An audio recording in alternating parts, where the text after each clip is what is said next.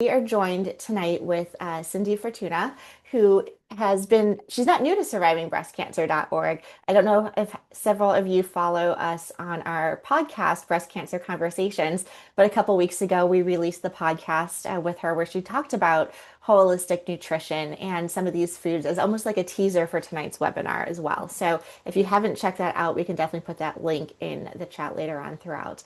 But Cindy joins us. I will try and do the due diligence for your background, but she is a certified nutritionist, holistic nutritionist. You are based in Canada, if I have that correct, right? Yes, I am near Toronto. Near Toronto. And did not have breast cancer, but you had a form of non-Hodgkin's lymphoma. So you have this personal experience with cancer through which nutrition has really helped you not just like navigate like your well-being throughout treatment, but also healing after a cancer diagnosis. So I want to definitely dive into not just your personal background, but now how you're blending this like personal experience with the professional experience that you're doing.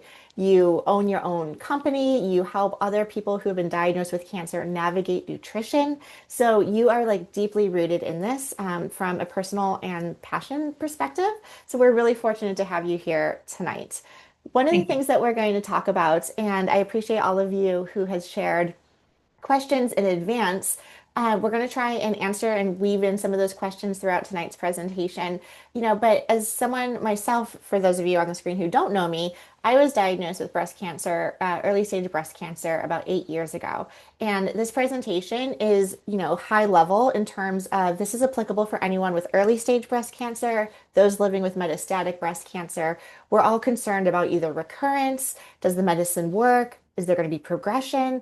What happens if my cancer has spread to my bones? We always are concerned about bone health. So whether it's metastatic disease and mets to the bones, or you're on an aromatase inhibitor and you're depleting yourself of estrogen and you're worried about your bones, all of these things are kind of interconnected. So I just wanted to set the stage for tonight as well, that this is really for all of us to help empower us with how we can take control in a situation where a lot of control is taken away from us.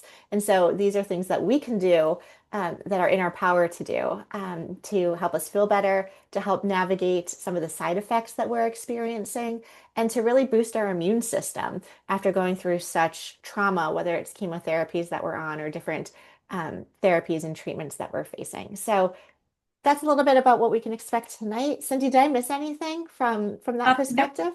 no. I'll cover off a little bit more just about my story once we get started. But yeah, that was a great introduction. Thank you. Fantastic. As Laura pointed out, um, this is going to be all about managing cancer holistically, and that's not the only way to manage it, but it's certainly one of the ways.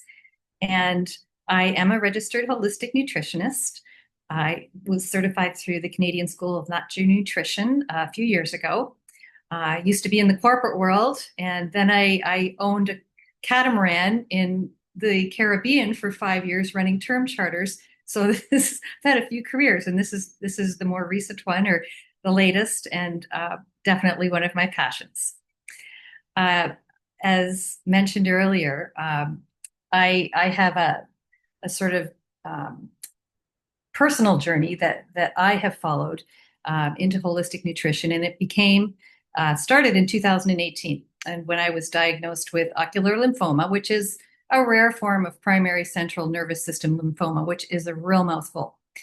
What followed that diagnosis fairly quickly, within a couple of months, were 5 intensive rounds of high dose methotrexate chemotherapy that culminated in a stem cell transplant in March of the following year. That fall, I also underwent 4 weeks of targeted radiation to my eyes. So 5 days a week for 4 weeks. And the cancer it's not eye cancer, but it was originally detected. The cancer cells were detected in the vitreous fluid of my eyes. So there was just a little bit still floating around in there that they weren't happy with even after the stem cell transplant. So they blasted the cells that were still there, and that was back in 2019. So I've always been passionate about healthy eating, staying active, supporting both physical and mental wellness. And certainly the cancer diagnosis pushed me to take that commitment to an entirely new level. And it was during my treatment and recovery that I truly began to understand just how powerful nutrition and lifestyle can be, not just in healing, but in supporting the body through every stage of illness and recovery. It inspired me to eventually turn this passion into more purpose, and that's when I enrolled in my program to become a holistic nutritionist. Today, it's my mission to share what I've learned through education, life experience with others navigating cancer, treatment or recovery, or just ongoing management. As Laura mentioned, it doesn't ever stop. Your stages are different, but it's always something that's on your mind. So I'm here today to walk you through the nutrition and lifestyle practices that can help you to feel more supported, nourished mentally, physically, emotionally, no matter where you are in your journey. Just a little bit about what we'll be covering. I won't go through this in great detail because we're going to dive into each of them. I will say that although a lot of the information is specifically or not specifically targeted at breast cancer, I do have a portion later on, or as we get into it, that is very specific to that. Some of this information at the beginning is I would say more of a broader sweep over any type of cancer that someone is navigating and what the important factors are in nutrition. During treatments, and I should have mentioned also, if you wanted to pop anything up into the chat that you wanted to make comments on as we're going along, by all means do so. We won't respond or try and stop, but if you just feel like putting your 2 cents worth in, please do. During treatments, it's difficult to think about anything. Simply functioning, as most of you will be well aware, day to day is a challenge. And having support is the most important thing to me. And this list has things that you need to think about either during treatments, after treatments, ongoing, but don't try to do everything at once. Focus on managing side effects first and foremost. And if you've been through that, you'll understand what I'm saying. And introduce other changes or other deeper, more meaningful things as you can. Don't try and beat yourself up over not doing everything all at the beginning or when you're sort of in the throes of it. And we'll touch on these factors a little bit further on. But just as side effects seem to be front and center for a lot of people, I was one of those really lucky people. I didn't have a lot of nausea. I did during the very intense chemo right before the stem cell transplant. It was brutal. It was really what they're trying to do is knock your system down to ground zero and then build it back up again. So I was not well during that time and was actually in isolation for 3 weeks, not the whole 3 weeks, but a good portion of that right after the procedure. So those were my dark moments and not really wanting to eat or do anything that or sort of do what I was supposed to be doing in terms of nutrition. I'm sure all of you have your own sort of stories about how that worked out for you. What I like to do, so other things associated with that, taste changes, loss of appetite, all of those things that can sort of creep up. Don't do anything that isn't comfortable, but if you can just get some nutrients in some way, somehow, that's the biggest thing. And if you have some other things that maybe aren't so nutritious in amongst that, that's okay too. First and foremost, obviously, you're worried about your weakened immunity. And so trying to get the foods in that we will talk about that hit your immune system are going to be important.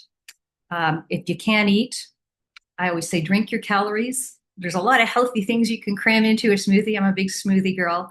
And you can get so many things in there. It's easy on the mouth if you're having soreness or you're having taste issues. So those sorts of things are just good little tricks to remember along the way. Another really big one is fatigue and low energy. And that's a hard one.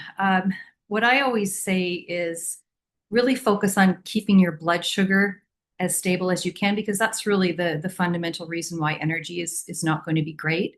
So if you can do anything to sort of keep that blood sugar balanced, not a lot of highs and lows, eating iron, and you're not going to be able to have all of these lovely foods that I'm saying are great. But if you can get as many of them in as you can, that's going to help you build up your energy and do that balance of blood sugar that is so important.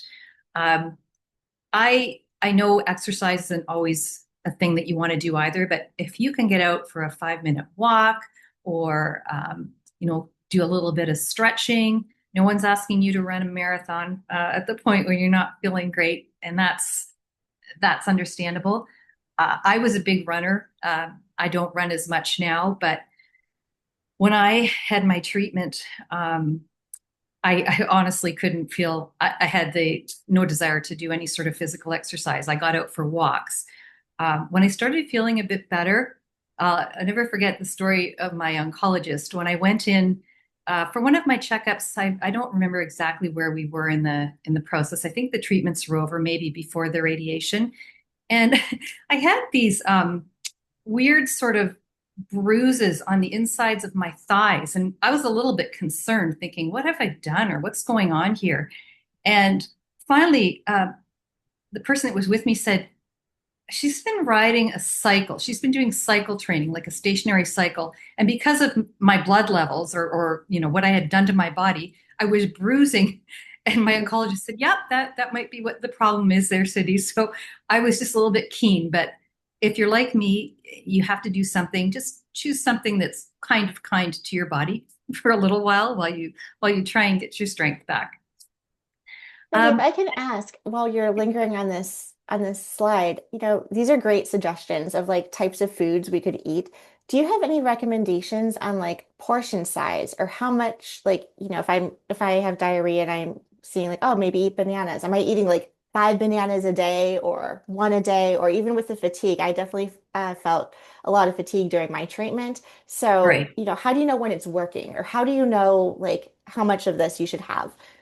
That's a great question. And definitely portions are a big part of it. If you're a lot of the categories that I am going to be talking about, for instance, fiber and legumes, Mm. are not easy on the digestive system. So if you're already in a bit of a state of flux with your digestion, that adding a lot of that isn't going to be very helpful.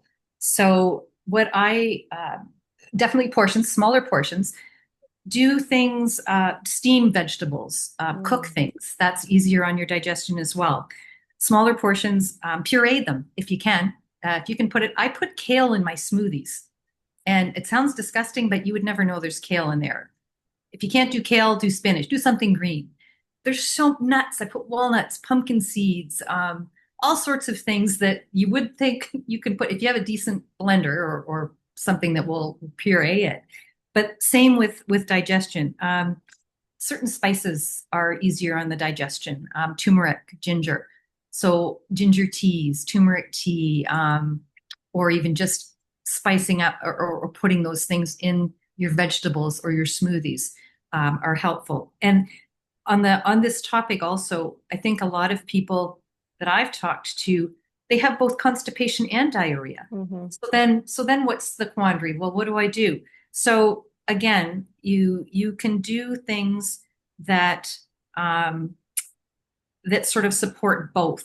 That go easy. Don't go, gung ho on bananas, as you say, eating 5 bananas, or doing something that is going to send you in one extreme or the other.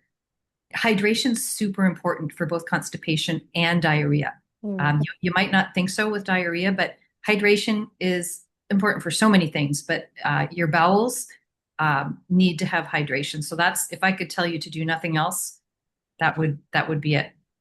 Does that help? Yes, thank you. Thank you so much for that. Awesome. Um, I had mouth sores. I don't. I think that was very specific to the stem cell transplant. That was horrible. So there was a period of time where you just part of it was taste and part of it was just the texture was painful. So you got to go with the mushy stuff if it's a situation like that.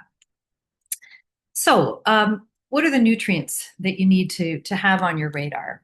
And we're going to go through, sorry, I'm just timing out here. Um, they're important to help the body defend itself at every stage, whether it's treatment or recovery.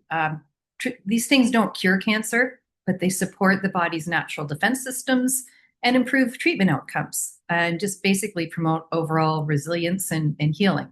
So, a diet rich in protective nutrients helps maintain an environment in your body that it's less hospitable to cancer returning, especially when combined with other things like sleep.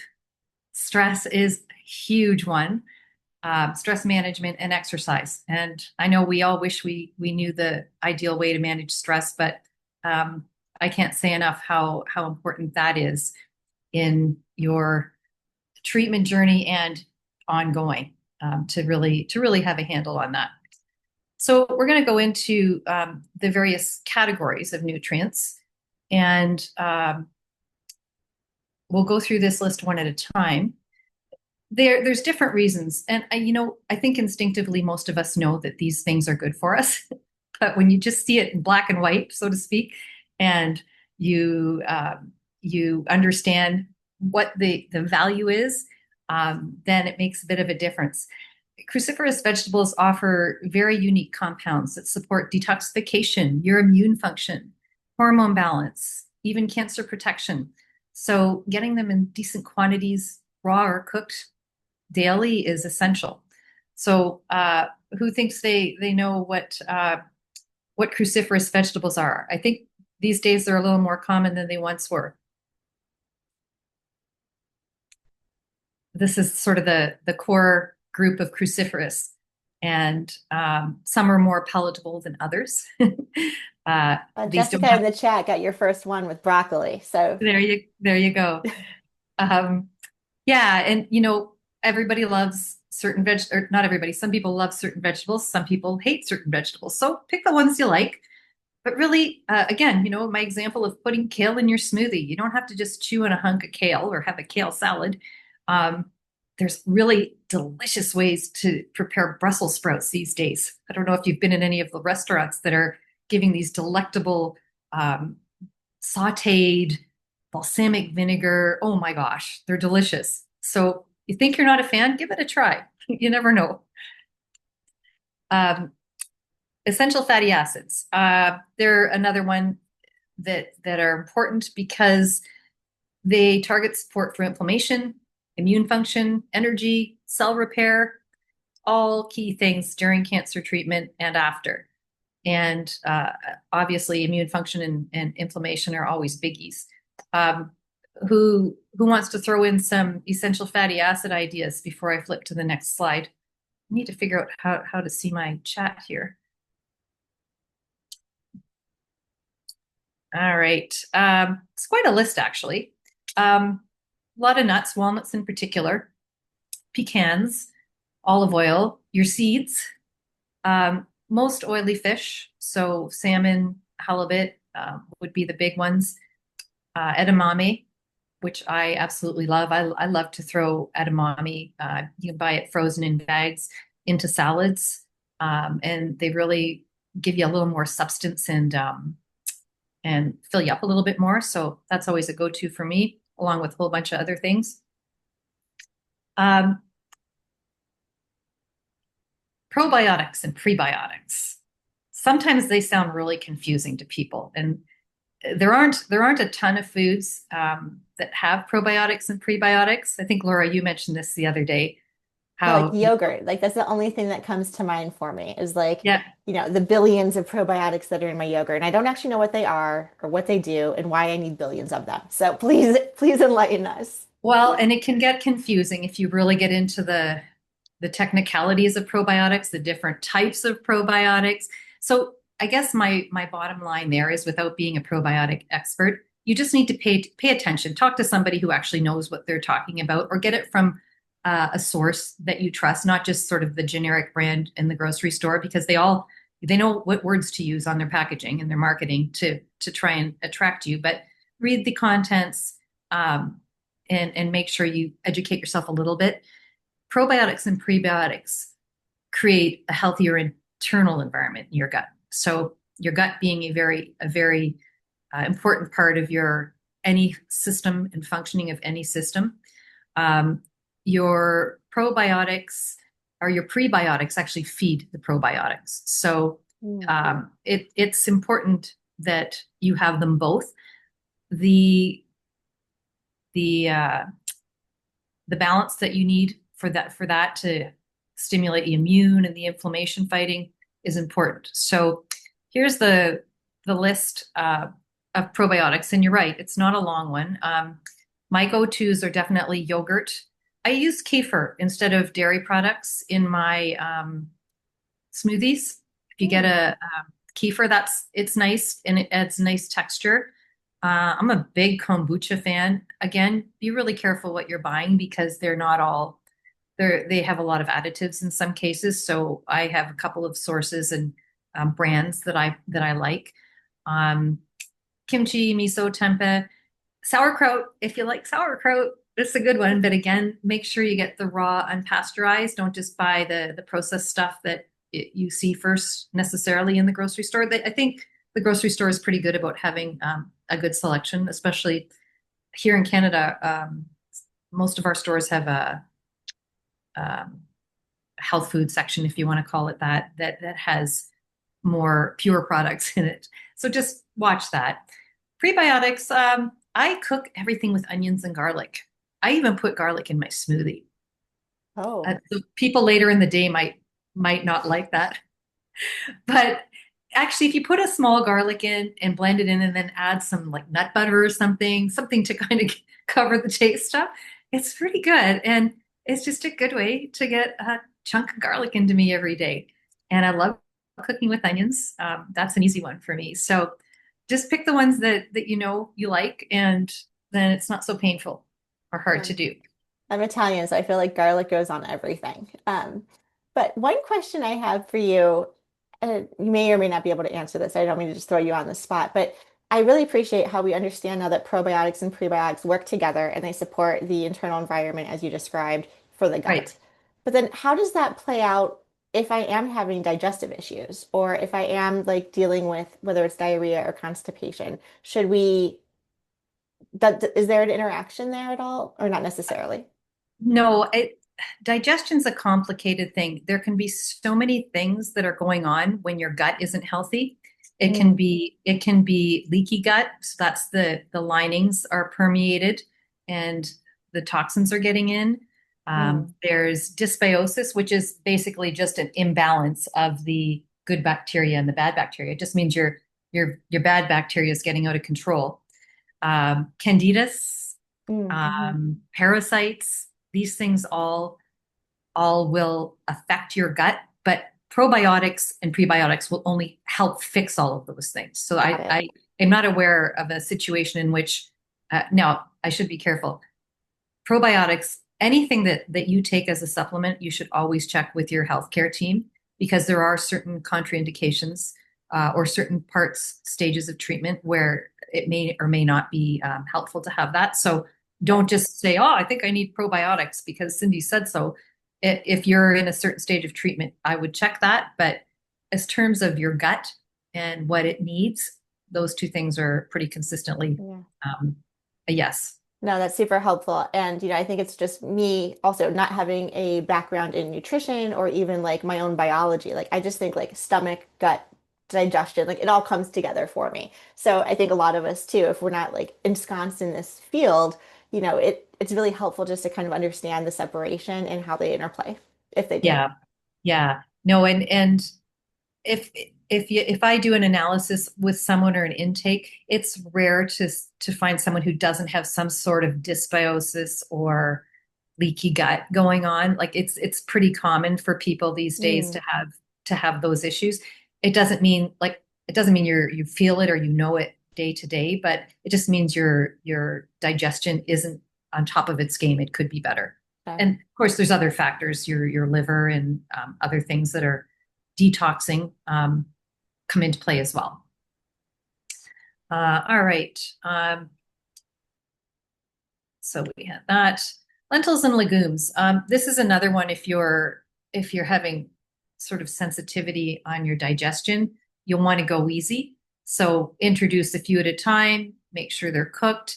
They are nutritional powerhouses. They are so rich in plant-based protein, fiber, essential minerals, healing phytochemicals. They're just such a great recovery and strength building food and great for long-term wellness. But if you've got bloating and gas and those sorts of things, obviously, as I say, start with smaller portions or well-cooked pureed versions. Try gradually, um, pairing with the warming spices like cumin, ginger, turmeric, a little at a time, just to so you don't blow up your insides because that's not very comfortable. And these are the lentils and legumes list. Uh, a lot of beans, and I love cooking with lentils. I make many very robust stews and soups with lentils. And you have to experiment with what your system is willing to handle. Some people notice it a little bit more than others, but they take on the taste of whatever you put into the stew or soup. So they're a great thing just to throw in there, and they're so good for you. So a nice addition to the diet. But do you have a favorite between the green lentils and the brown lentils? Or do you use both? No, well, there's red, there's Oh, there's green, red. Oh, I there's haven't seen red. brown. Yeah. I've done a little bit of reading. I can't recall off the top of my head. I think it's more just the cooking time Okay. for the most part. Flavor wise, no, I don't, because I've got them usually meshed into another pretty flavorful dish. I think the texture of certain ones are just they stay firmer than the others as well. So it just depends on whether you prefer not to have the mushier version. I love green, but I haven't heard of red, so I'm going to look into that one. Yeah, I've recently I when I'm down south, when I'm in St. Martin in the winter, they have a great grocery store, but you can't always get what you want. So I think that's where I first had to try red lentils because that's all I could find, and they were fine. I think they took longer to cook was the thing with them. All right, antioxidants. Well, those are always a superstar. They're your cellular defense team basically. So they fight damage, they calm inflammation, support immunity, restore balance. So again, whether you are managing illness or recovering, a diet rich in antioxidants is certainly very, very important. I'm guessing a lot of you probably could throw out some antioxidant foods. This one's a little more well known. There's a couple of things that come to mind right away.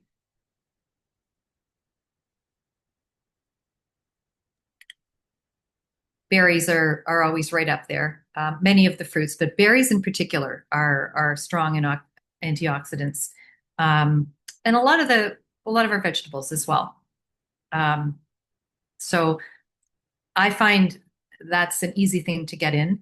I'm a big juicer as well, so I every morning juice probably 8 to 10 servings of vegetables, one of fruit, but mostly vegetables. And I bounce back and forth because the fiber in vegetables is also very good.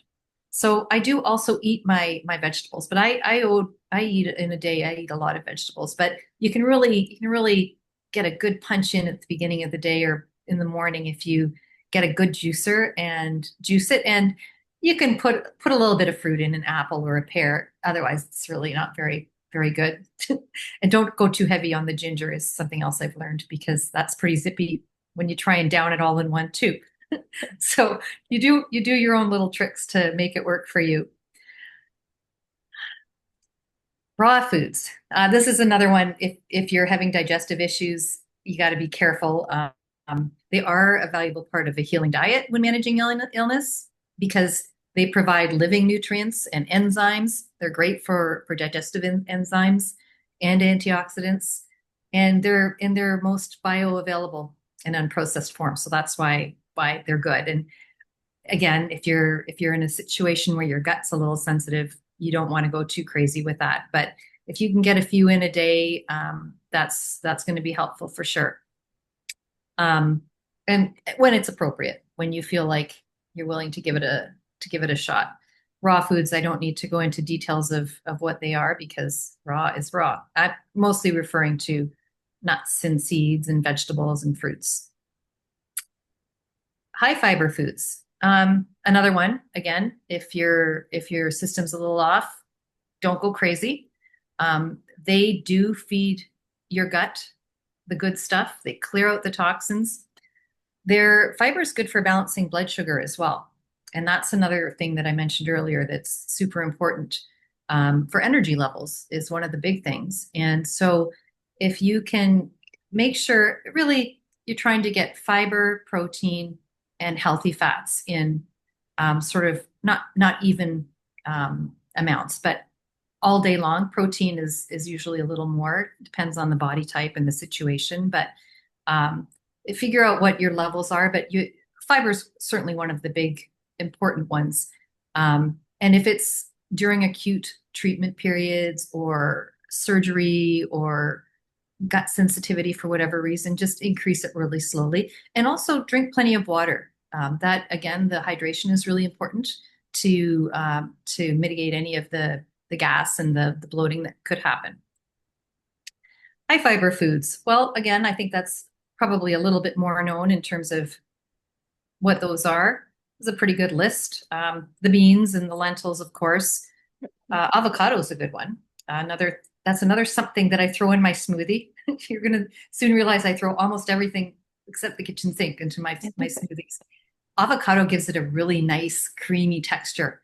If you like it a little thicker, if you're not keen on putting a lot of banana in, but avocado does a great job of just giving it a lovely texture.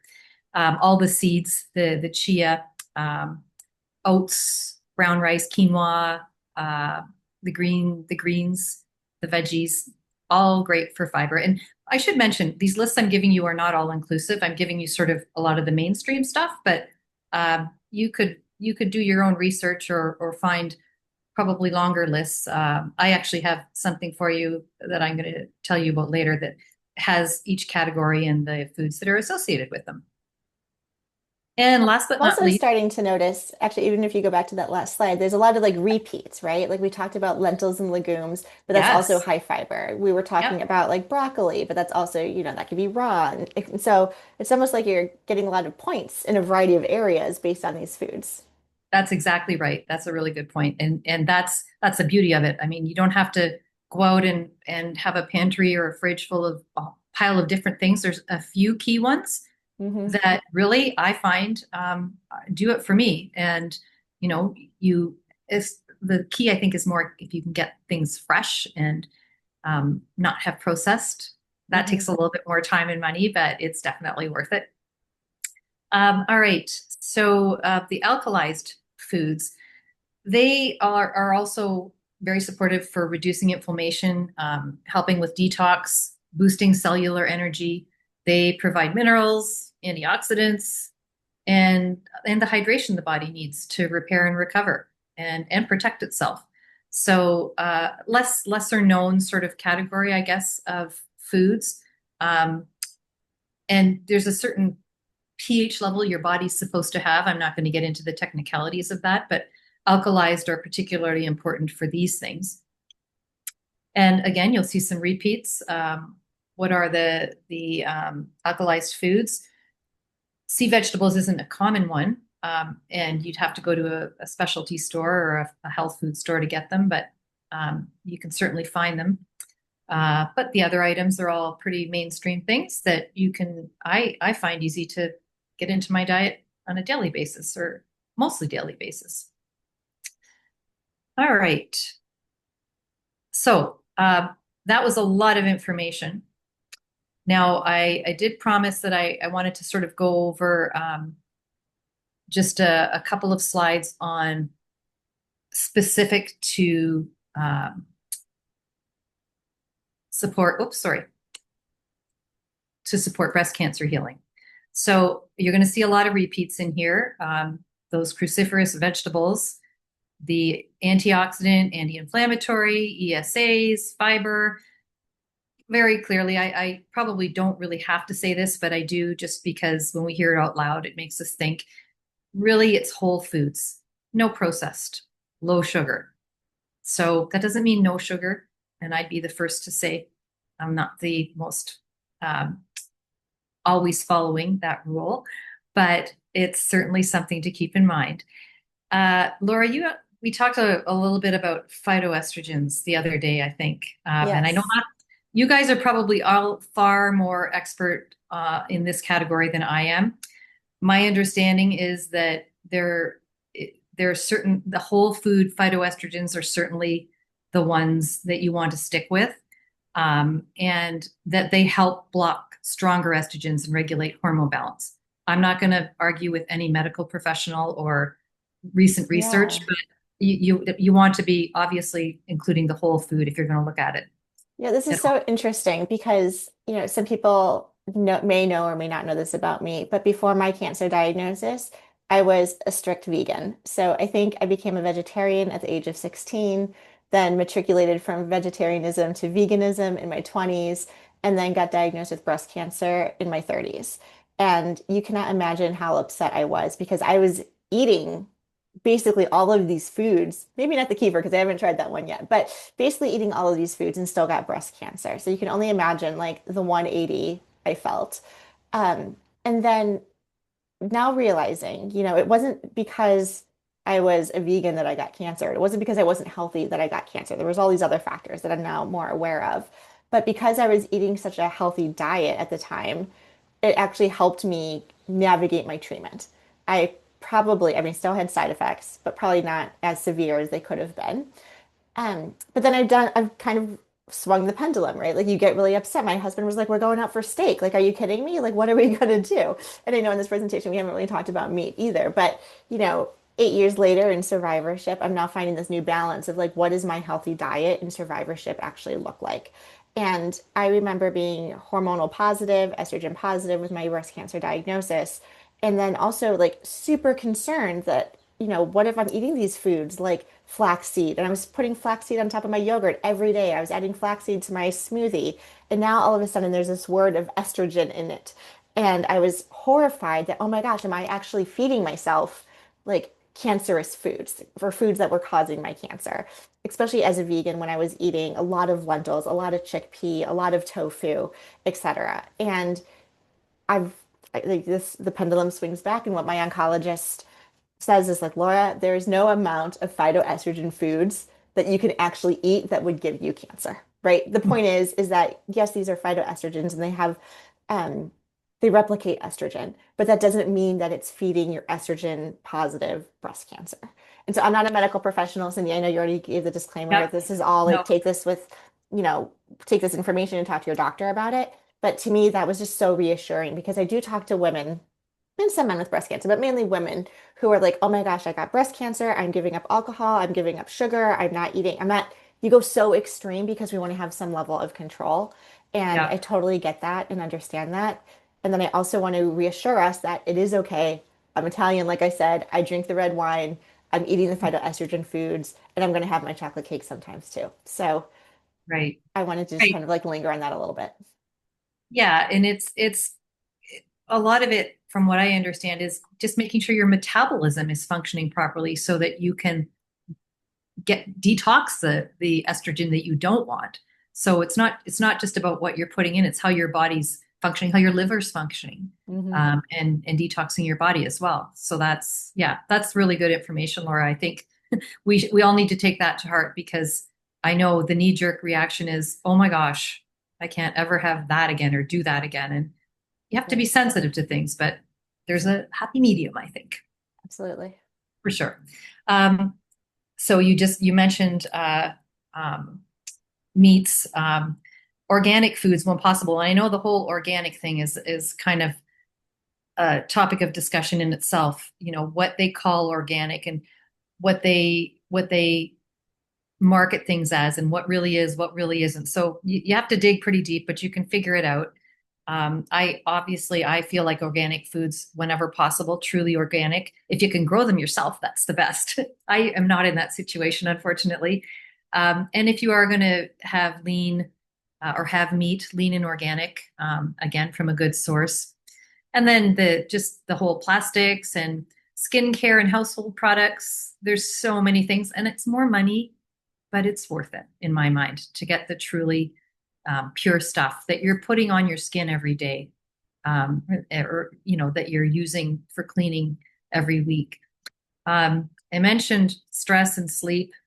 That is going to be the case for any type of illness, but certainly when you're going through the stress of treatment and recovery, it is so important to have a good nighttime routine to sort of get yourself to the point where you can relax at night, have a restful 7 to 9 hours.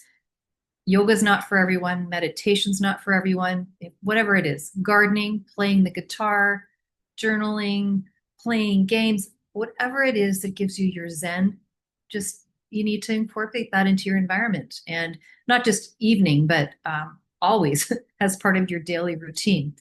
There's certain things you just have to try and avoid when it comes to sleep. One of the big ones I always think about is not watching TV, not having a screen. But how many of you usually that's when the big family conversations occur after dinner or at dinner, or right before you're ready to go to bed? There's a big discussion about something.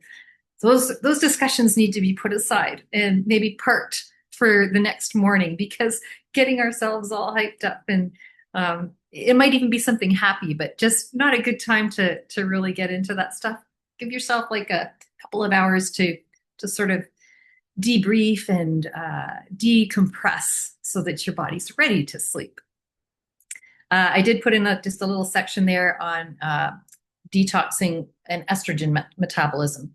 There are certain foods that are said to be better for liver health, which are the bitter greens and the beets, and just a nice glass of lemon water every morning. That's always something I do religiously. I have my little lemon squeezer, and I either have it hot or cold in the morning, and gets your digestion going and supports your liver.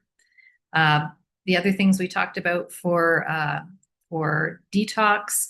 I don't know if anyone's ever heard of dry brushing. I haven't tried it, but it's a thing you do on your skin. You'd have to look it up to get the technical explanation, but if you're into sort of a gentle detox, that's one way, and sweating, of course, and hydration are two more common ones.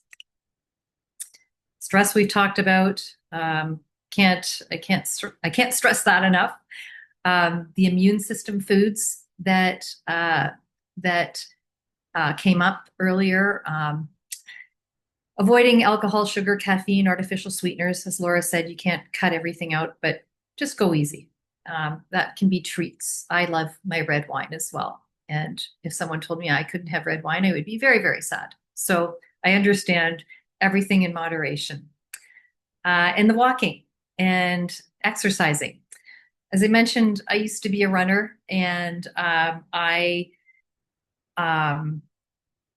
did continue to run, but I can be seen when I walk every day doing my arm exercises. And I think people recognize me now in my regular walk routes. So I do some upper body strengthening every day for like 5 minutes, 30 seconds, 45 seconds per exercise. And I actually have had people say, "Oh, you look like you're working out." And it's just an everyday thing. Doesn't cost me money. I build it into my normal routine. If you're a yoga person, do yoga. If you have a sport that you like, or you're a cyclist, you find you, and just try and build it into your routine in whatever way you can, because movement is super important for hormones, for energy, for mood, for all that good stuff. So, Laura, that's kind of the end of the sort of food piece. I think some of this next part is just diving into the stress and the sleep and the other areas, but I want to be mindful of our time. So if that's a good place to sort of take a pause for Yeah, questions. I think so. If we want to, I know I want to share your last slide, which has all of your contact information and how All people can right, get a hold of you as well. So we can there put we this go. up here for more information. And everyone who's here tonight, I don't know if we're going to put it in the chat or I can send it to participants afterwards. I know you have that free guide that people can download as well from your website with the Right, food and the free guide categories. has each of the nutrition of the categories that we talked about with all the foods listed in each of them. So it's really helpful. And um, cancer is a very unique journey. We've just scratched the surface today on many things. So if you feel inclined, if you want to contact, go to the website, ask for that guide. I will gladly send it to you. And actually, you will be able to just log in and see it yourself. And if you are feeling a need to take a deeper dive into wellness and nutrition, I'm here for you.